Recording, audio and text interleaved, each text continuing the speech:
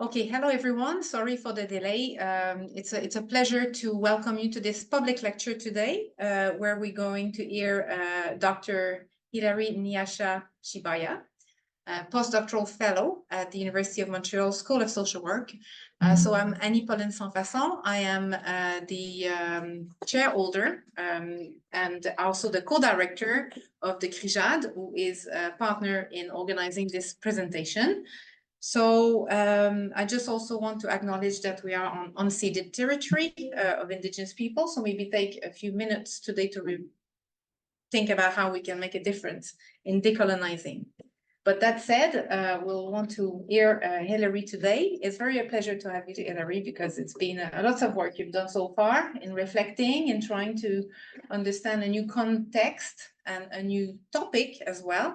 So just to introduce you more formally, so Dr. Nyasha Hillary CHIBAYA has got his doctorate study in social action and social work from Stellenbosch University in South Africa. His research includes social action, human rights, social justice, social work management, and supervision.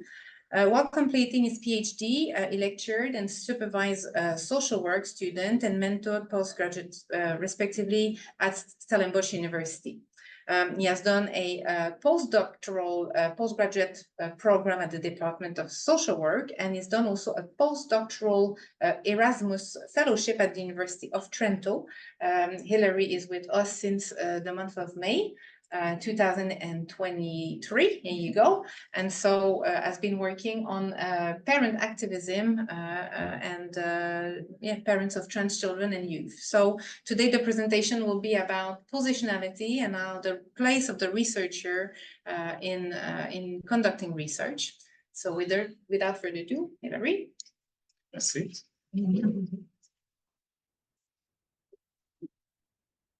All right.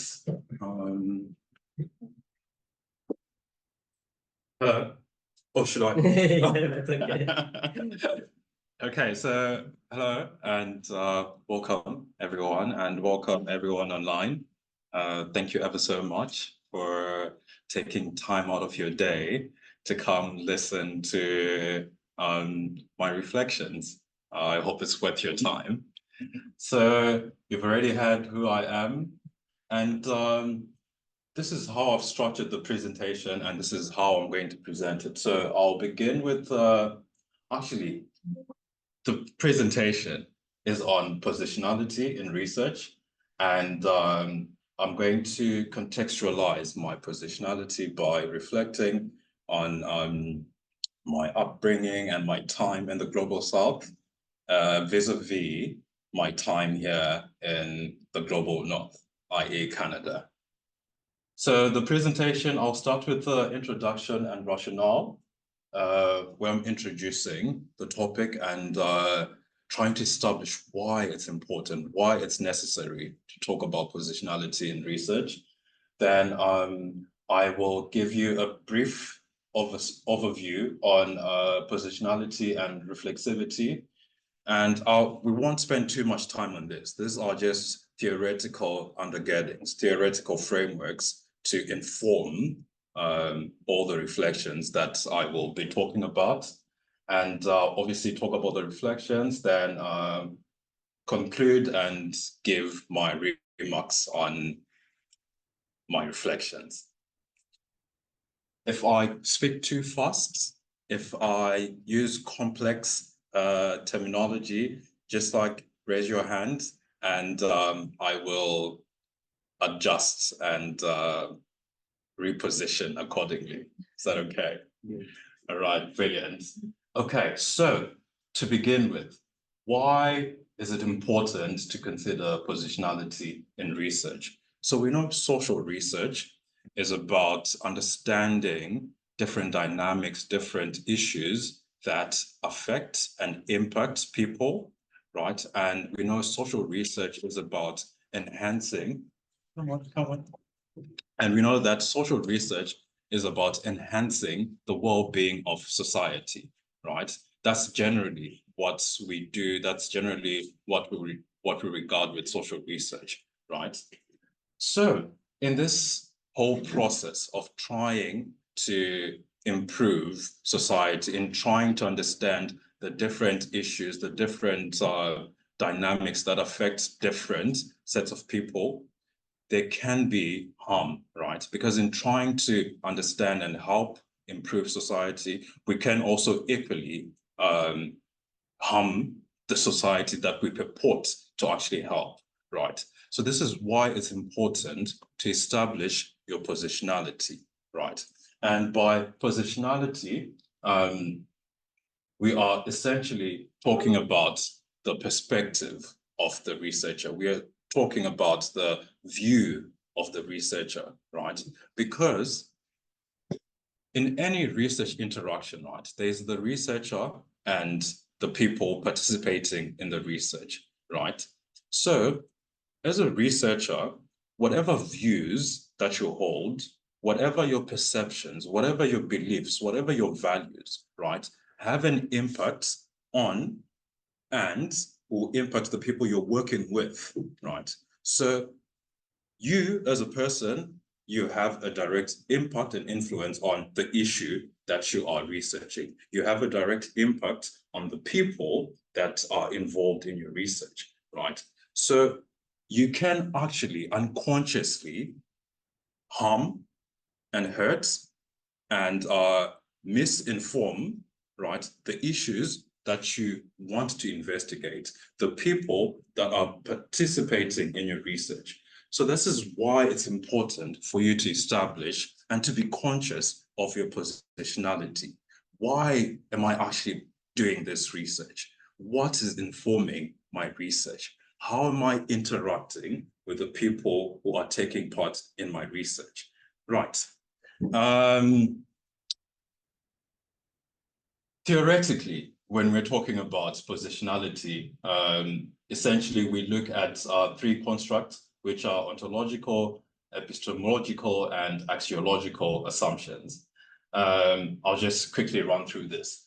But with ontology, we're looking at the nature of reality. How do we understand reality? How do you understand social issues?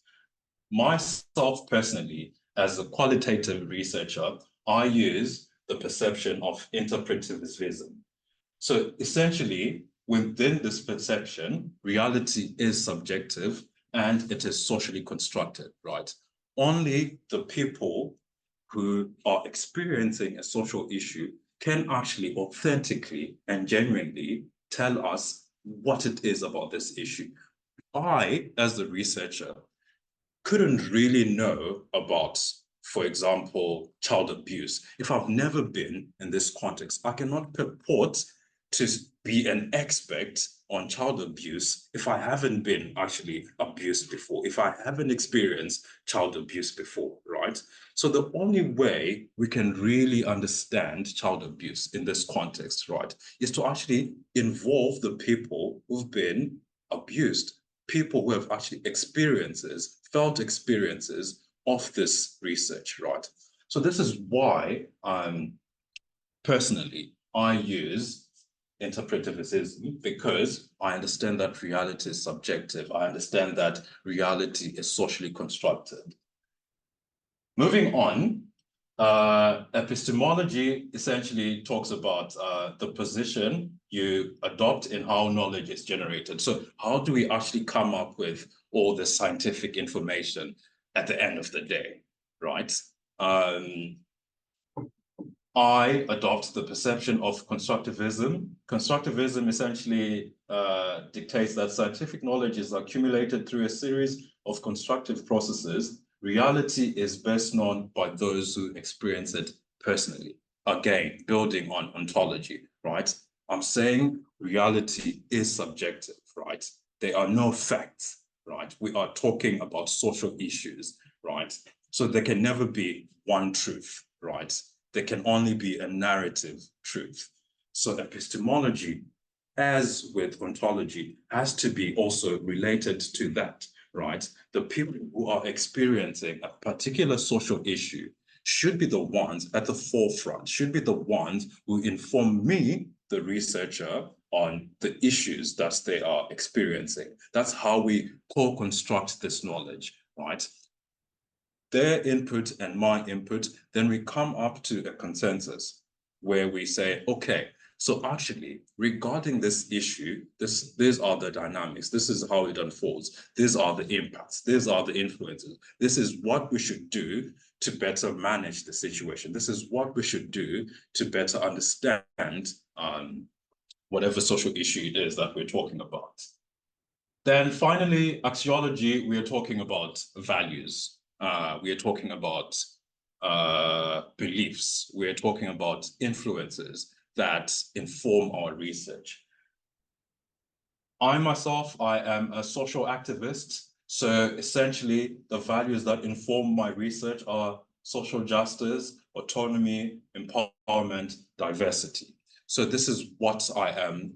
This is what is guiding my thinking. This is what is guiding my input. This is what is guiding what I do when I am designing a research project. This is what I do when I am thinking about analyzing my data. This is what I'm doing when I am interpreting my data, right? I need to come up to a point where I am empowering the people who are participating in the research. I need to come up to a point where I feel that I've attained social justice. These people that I'm working with have moved from a position of previous disadvantage to a point where they are now empowered, to a point where they feel, actually, I feel much better. The situation is much better than what it was before we started engaging in the research, right? So in a nutshell, these are the theoretical underpinnings of positionality. But positionality is not only about that. Positionality also involves fixed aspects of a person, right? There are things about me that are fixed, i.e., my age, i.e., my race, right? i.e., my culture. All these things actually have an influence on my thinking. All these things have an influence on my involvement in research. I might think that they have no impact, but actually they do, right? Because all these different dynamics accumulatively form my identity, right? So it is very important to be conscious of that, to be wary of that, and be able to understand how those identities actually influence research, right? It's also important to know that whilst these fixed aspects may predispose me to a particular point of view, they don't actually equate to me thinking like that, right? They're just putting me in a position where I'm likely to think in a certain way, but at the end of the day, it doesn't mean that that's how I'll actually think, right? Then the last aspect to positionality is more fluid. These are subjective things like your political views, your personal life history, your personal experiences. All these bits at the end of the day affect your position, right? And as a researcher, I'll get to this point later on. As a researcher, especially one involved in issues of gender and sexuality, it's very important to be conscious of this. I'll tell you why when in a minute when I talk about reflexivity. Just pinpoint it. Right. So in some, positionality requires that the researcher both acknowledges and makes allowances to locate their own views, their values, their beliefs about the research in its entirety, right? Because remember, we said at the beginning, as the researcher, you are literally responsible from the conception of the research, from the design of the research. You might think that you're just following literature and using a descriptive design, and you're choosing a particular sample because this is what literature says. But there are so many influences behind that you might not be conscious of and be biased towards depending on your positionality. Right. So how do you ascertain your position? How do you ascertain your views, whether conscious or unconscious? literature says that you need to engage in some self-introspection, right? The academics call this reflexivity, right? You're essentially looking into and examining your beliefs, right? Critically, right? Why am I choosing this particular topic? Why am I choosing this particular method of collecting data? Why am I looking at these people? Why am I asking them these particular questions, right? You are critically examining everything, right? Because at the end of the day, nothing is value-free, right? Everything has some value to it. Whether you are conscious of it or unconscious of it, everything has a value to it. And if you don't examine yourself, if you don't examine your thinking, that's how we end up with exploitative research. That's how we end up with researchers abusing clients, I mean participants, right? Because they are not examining, they're not thinking about what it is they're doing, right? Why is this so? I want to think that in society, we have dominant and normative ideologies, right? About everything. In a bit, I'll talk about the normative and dominant ideologies that particularly revolve around gender and sexuality. And I'll get back to that point again that I bookmarked earlier about why it's important as researcher working with issues of gender and sexuality to be very critical of your thinking, to be very critical of anything that you actually do with within that research field. Okay, so self-reflection, we're talking about self-introspection, essentially. Right.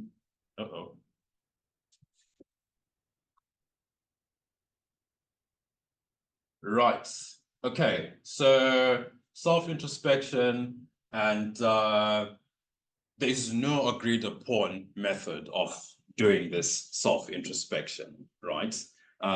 Different scholars have different views on how to conduct self-reflection. But I will use the work of Rogers and Brown, which my brilliant colleague, Charles-Antoine, kindly shared with us earlier in the year, because we are working on a collaborative paper with two other colleagues who are also present here, Dr. Manvi and Professor Annie. Okay, so what does Rogers and Brown tell us about their critical ethical reflexivity model? Again, I won't get into too much detail into this because it's actually, for the purpose of this presentation, not too important. This is just to give you some framework so that you understand my reflections, right? So that you understand where I'm coming from, right? I'm not just picking these things out of thin air. So essentially, Rogers and Brown's critical ethical framework is contingent on three different modes. There's an epistic humility mode, a critical mode, and an ethical mode. Epistic humility essentially talks about how whatever knowledge we think we have is filtered, right? It's essentially biased, right? And it's not enough. Whatever you think you know is not enough to inform whatever research that you're doing, right? It is polluted, for lack of a better word, right? Because you are taking in information from all sources. Anything that you see on social media, anything that you hear, anything that you watch, whether consciously or unconsciously, right? Epistic humility as a first step into self-reflection is you admitting and acknowledging that you actually don't know enough about whatever it is that you're doing. So this actually puts you in a position where you are critical and you are aware when you engage in research, right?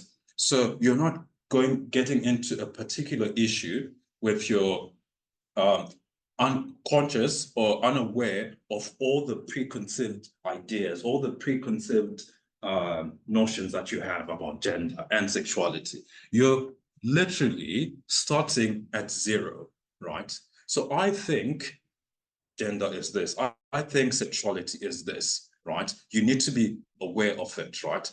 Then you get involved into the research. So actually, what is gender? What is sexuality, right? Is it matching my preconceived ideas, or do I need to revise what I thought I knew at the very beginning, right? Because you want to do justice to the issue that you are researching. You want to do justice to the people who are participating in your research. So you can't just come thinking, okay, yes, I'm now a doctorate, so I have the competence, so I can just do this job effortlessly, right? No, it's impossible. So that is epistemic humility. The critical mode essentially talks about how most environments, most social environments are informed by dominant theories, by dominant ideologies, right? So when we're talking gender and sexuality, what are the dominant ideologies? What are the normative ideologies? A, gender is binary.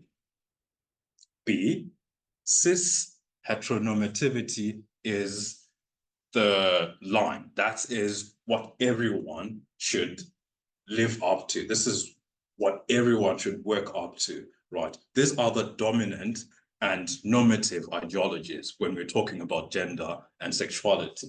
So you need to be critical of that, right? Especially as a cis researcher, right? Because you have grown up with this idea, and if you're not critical, if you're not aware of your own biases, right, you end up misrepresenting certain situations. You end up, whether you intended it or not, hurting the people who are actually getting involved in your research, right? So the critical mode informs us to be very, very aware and wary of our thinking regarding the research that we're doing. As for me, about gender and sexuality, so I definitely, right, need to be critical and aware of my thinking. The ethical mode, essentially thinking about the ways in which the researchers' social, cultural, and political beliefs influence the research and vice versa, right? So in a nutshell, epistemic humility, critical mode, ethical mode. Epistemic humility, you need to be curious as a researcher, right? You don't know enough. You need to be always curious. You need to understand that your knowledge is always partial and it's always limited. You need to remember that your knowledge is structured, right? You always interpret it, you always filter it, right? Critical mode, you have to be vigilant of normative ideologies. You have to be vigilant of whatever pre-contemplative ideas that you had about gender or sexuality. In the ethical mode, you need to be wary of your background and how it influences the research and vice versa. Right. So now we have the theoretical framework that's informing my reflections. Just to recap quickly, we talked about positionality, and positionality, we're essentially talking about your position as a researcher with your worldviews, right? How are you understanding reality? Do you think that reality is objective? Do you think that there's black and white, or do you think there's shades of blue, red, pink, right? How do you actually view reality? What informs your understanding of knowledge, right? Do you take someone's word, i.e. the person involved in your research, as if it's actually knowledge that is scientific, knowledge that we can actually use, right? we're talking about your values that is informing your position, then how do you establish your position? You need to be reflexive. You need to think. You need to do some self-introspection, right? You need to look into yourself, right? Deep down into yourself and establish and think about why you do what you do, right? Why you're acting, why you're choosing particular research methodologies, why you're choosing particular samples, why you're choosing particular lines of questioning. You need to think about all of those things, right, when you're doing research. So in a nutshell, that's that. So now let's talk about my reflections. 1 second.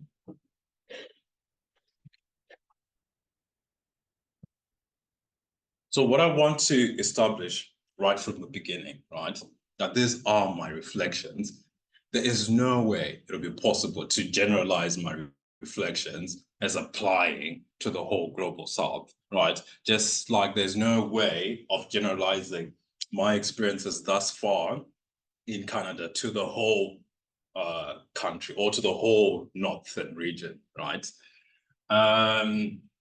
So I say to better understand my reflections, I'm going to give you, so what I'll do is I will take you step by step. I'll start with my time in Zimbabwe, right? Because I am from Zimbabwe, that's where I've grown up. Then I'll talk about my time in South Africa because that's where I've pursued my tertiary education and now here. And I mentioned this 3 bits because there are significant points in my life.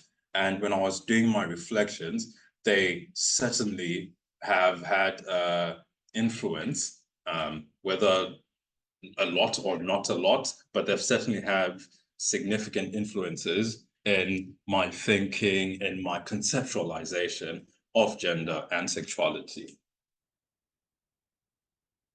Okay, so this gives us a very dense but clear, well, for me now, a clear overview of my background. And that's why I say broad at the beginning.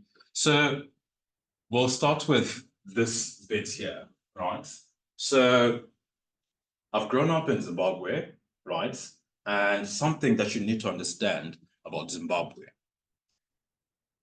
The socio-political context. Zimbabwe is a very heterosexual society, right? So the idea of sexual diversity is almost non-existent, right? At least on a societal level. But is it non-existent within families, amongst communities? Probably not, right? But as far as society goes, as far as societal standards goes, Zimbabwe is very heterosexual. Zimbabwe is also very patriarchal, right? As is the world, actually, when I was doing, because what's so funny is when I started with these reflections, right? I thought, okay, yeah, done with the presentation. But of course, you're constantly thinking, right? And I thought, actually, no, man, everywhere that I've been, the world and over, very patriarchal, right? Of course, there are changes. Of course, there are exceptions to the rule, but those are exceptions. The norm is we live in a patriarchal society. I am Shona, Ndinotaura Shona. We speak Shona, and our culture as Shona people, particularly to what I'm talking about, we have strict gender roles, right? So men are expected to do the hard work and women are expected to do the soft labor, right? And this is what I've grown up with. It's so funny. I was thinking the other time that I remember there was one time I'm very hungry, right? And I go in the kitchen, I start whipping myself something. I can remember what it was. And my dad happened to walk into the kitchen as well. And he gave me a rough time for having for being in the kitchen and making food, right? Because I'm not supposed to do this, right? The maid or my mom has to come cook for me, right? The irony of it all is that I later on in life went on to live by myself. Who do you think was cooking for me? Who do you think was cleaning for me? Do you think I was looking for someone else to come do it for me? No, I was doing it for myself, right? Again, same-sex relations in Zimbabwe are unlawful. It's actually a crime to engage in anything but heterosexual relations. So sociopolitically, this is it. I'll make sense of it all now. I'm just trying to give you something to inform and work with so that you understand my thinking, right? At least as when I was in Zimbabwe goes. Apart from the socio-political context, the educational scope on gender and sexuality is very narrow, right? I'm talking the extent of it goes to biology, and the extent of discussions around gender and sexuality are just anatomical, really. Okay, so this is a shape, this is a diagram of a woman, this is a diagram of a man, and there's reproduction, and that is it. That is all you learn about gender and sexuality, right? Then finally, religion broadly, right, condemns homosexuality. It's actually considered a sin, right? Which is crazy because back at the time, right, I thought all these things were normal, right? I wasn't critical of them, right? I didn't think much about it actually, right? Why? I wondered, and I'll tell you why. Again, so that's my time in Zimbabwe, right? Essentially, all these influences, what influence do they do? What influence do they have? All these influences, they make you stigmatize, they make you, they create negative attitudes, they create negative beliefs about anything that doesn't fit the norm, right? So we have an environment, this is in Zimbabwe, that just is rife and fertile for stigma, right? So anytime you see anything that doesn't match up to heterosexism, that doesn't fit particular gender roles, automatically you're just thinking, what is going on here? What is wrong with you, right? And that was my thinking that at that time. Cisgenderism also thrives, obviously, of all these effects. What are we talking about by cisgenderism? Cisgenderism is a prejudicial ideology that gender identities differing from those ascribed to a person at birth and defined by social conventions are less valid than cis identities. So essentially, anyone who doesn't live up to whatever sex assigned at birth, nah, man, they're not, we can't consider them on the same level as someone who does, right? We also have gender normativity. It just thrives, right? Binary understanding of gender, and also, very importantly, right? People generally think that your gender is fixed and cannot be changed, right? Which is a problem now that I think about it, or at least from the time I started doing this research.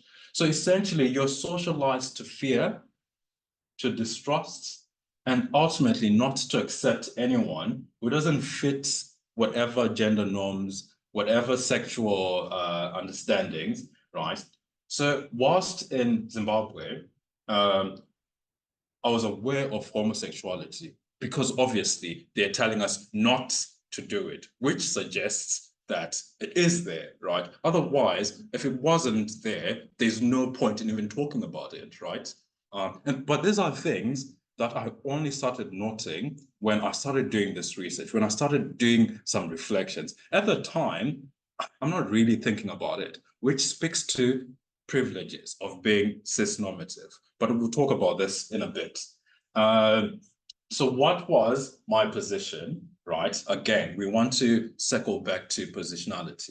So whilst I was in Zimbabwe and whilst I did all my reflections, I was certainly prejudiced. That was my position, right? I cannot even mince that. I tried to work around it, but no, right? That was my position then, right? But we talked about how positionality, how positions change, right? Your positionality, right? Your views, they're not fixed, right? They're always changing. And you actually certainly need to be wary of that. You can be thinking in a certain way today, but you can very much change the next time, but you need to be aware that you've changed, right? So that you know the effect that you're having on the research, that you're having on the people who are participating in your research. Okay, so I now move to South Africa to take on my university education. South Africa, very different from Zimbabwe. In South Africa, same-sex relations, very lawful. So essentially, there is gender and sexual diversity in South Africa, and it's also backed up by laws and policies, right? And the environment, of course, is broadly accepting. Is there still homophobia? Is there still transphobia? Of course there is, but very much very different from Zimbabwe. Yeah, you can't even think about it, right? If you do, you are doing it within your small circle, right? Certainly not publicly. You're choosing where you are going. You're thinking every time about what you need to do, how you need to present yourself. You cannot be as free, right, in Zimbabwe, but South Africa, very different, right? So I remember getting to, in our residence, I lived in a male residence, right?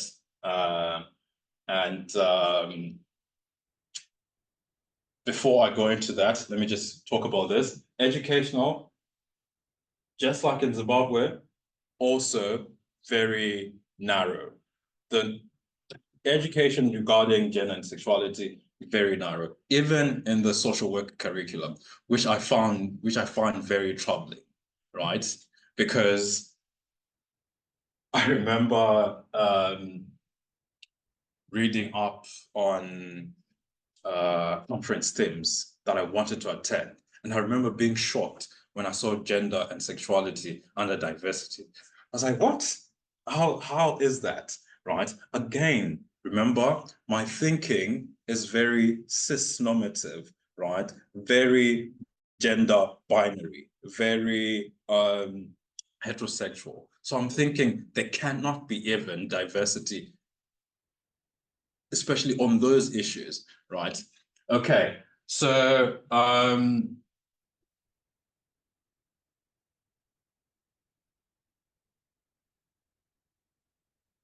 was going to say earlier, went to South Africa.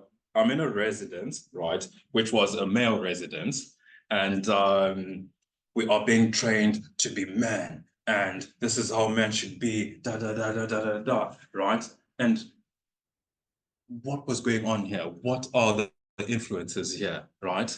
Again, assuming that everyone is cis, assuming that everyone just identifies with masculinity, right? Which is obviously not the case, right? But again, it speaks to the dominant ideologies in society, right? Things that we don't question. And whilst I'm doing my research, I'm actually about to finish my research, I attended a public lecture on gender and sexuality, right? That's when for the first time I noted that no, gender is not binary, right? That sexuality actually exists on a spectrum, right? And I was thinking, oh my goodness, I've been misinformed my whole life, right? So at that point,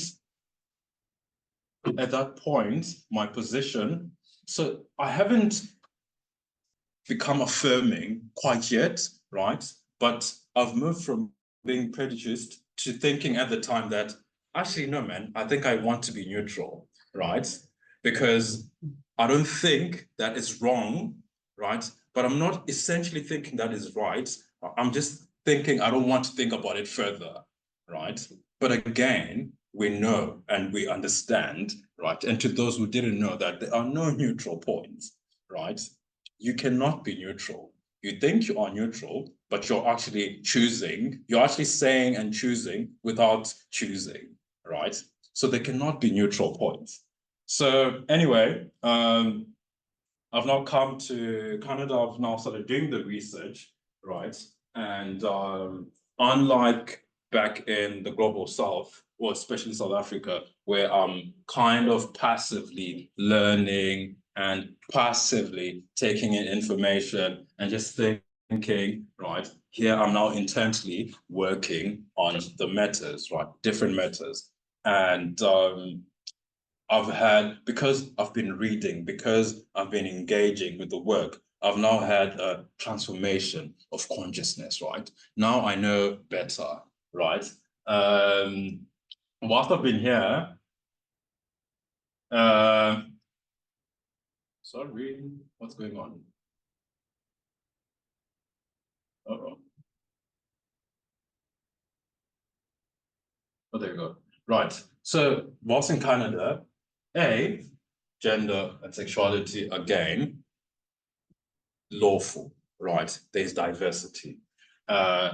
Society broadly accepting, but just like in South Africa, also a lot of prejudices, right? Which is also shocking because I thought, okay, the understanding when you're in the global South is that, there's North American ideas, there's Western ideas, right? As if here, it's the environment is just generally accepting and they want to pollute us in the global South. You get here, you realize actually it's the same, right? It's the same, right? And you almost feel like it's worse because they should know better, right? Anyway, education, wider scope, right? Actually engaging in the constructs of gender and sexuality, right? They're now critical perspectives, right, that are questioning all these normative ideologies. Whilst I'm here, I'll just tell you about two instances. Firstly, I went to a Preach conference in Toronto, and whilst I was at the conference, we're having a roundtable discussion.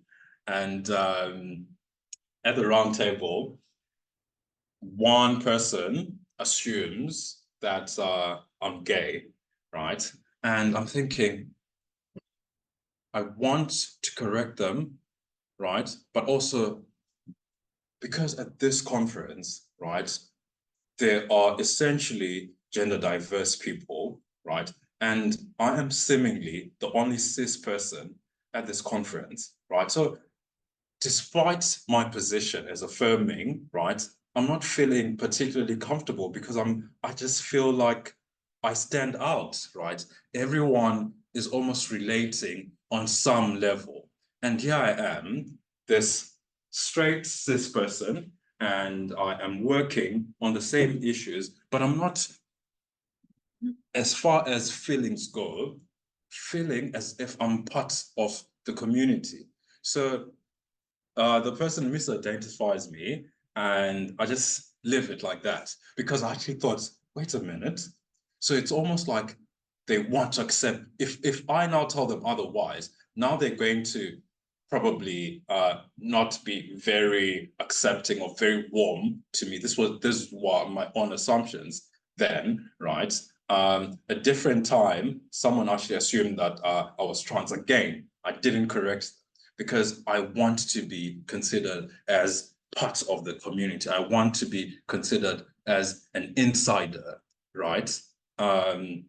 Again, speaks to positionality, right? A different time when we have lots of time, we'll talk about the so-called insider-outsider positionality debate, right? But all these things, right, all to say is that they inform and affect your positionality. Whether you are an insider, whether you're an outsider, you still have to be conscious of your position, depending and regarding whatever issues that you are researching, right? There are pros and cons to each position, and as a researcher, you need to be wary of all these positions and how they are affecting you as a researcher and the influence and the impacts that they're having on the research.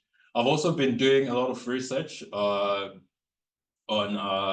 parent advocates, and it has been honestly life-changing.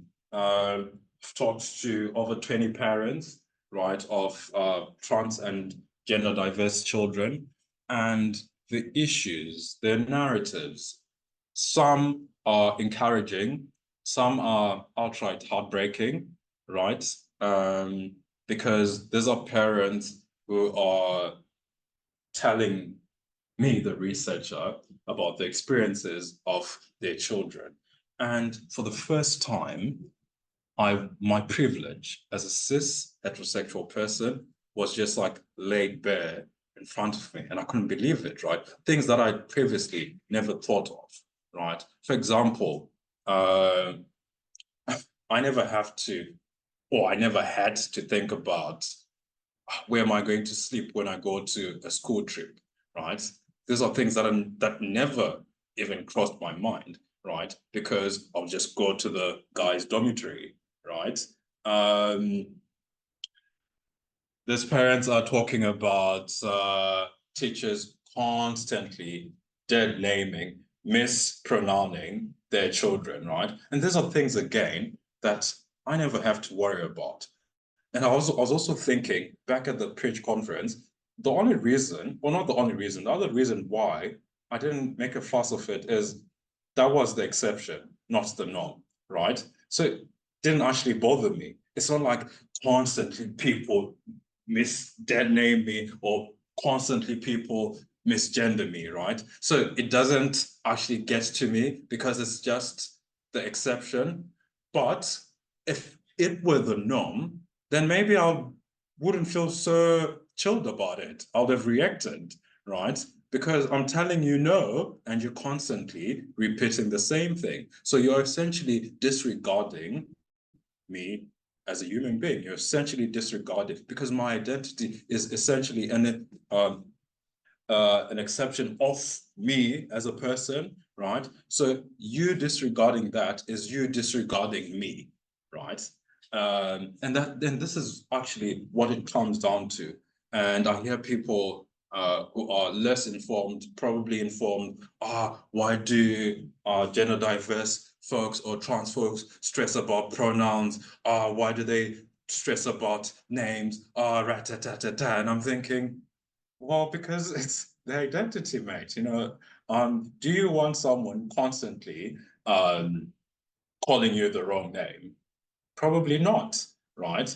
Do you want someone constantly calling you or using pronouns that don't reflect how you feel, right? Because again, your gender, how you feel, right? Do you want someone constantly doing that? Probably not, right?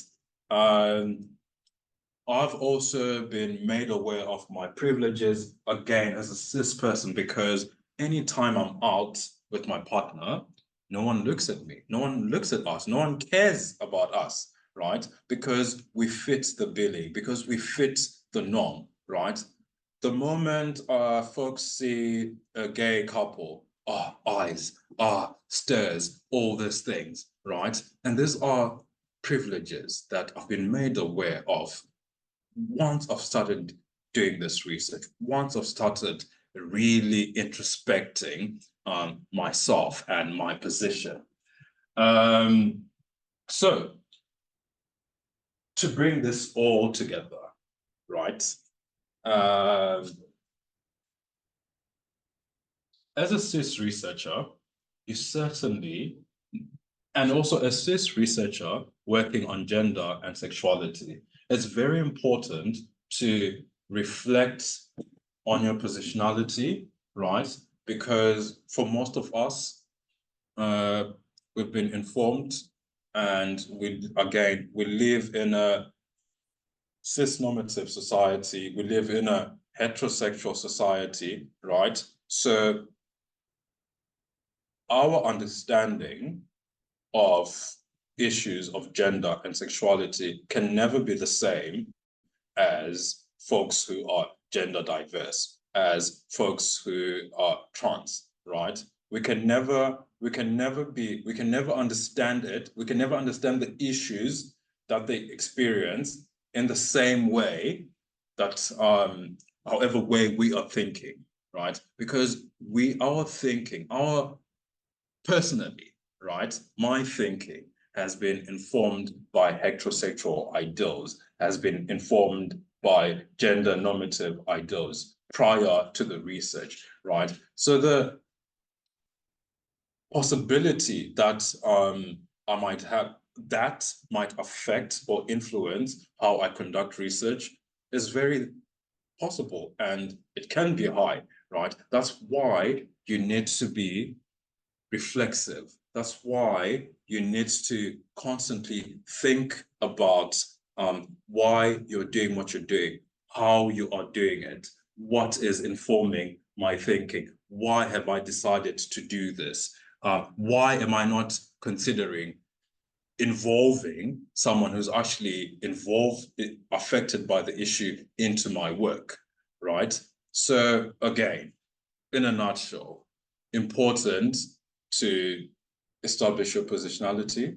How do you establish your positionality? You need to engage in reflexivity. And this actually works either ways as well, right? Trans and gender diverse folks, right, can also equally be make assumptions, right, of cis folks. It's not only trans and gender diverse folks who experience problems with gender and sexuality, but the difference is though that as a cis person, you have privileges that others don't necessarily have, right? But it works both ways. So need to establish positionality, need to be reflexive, right? And understand that your position, despite who you are, affects how you conduct your research. It affects how you write. It affects how you present yourself, how you engage with folks. With that, I thank you.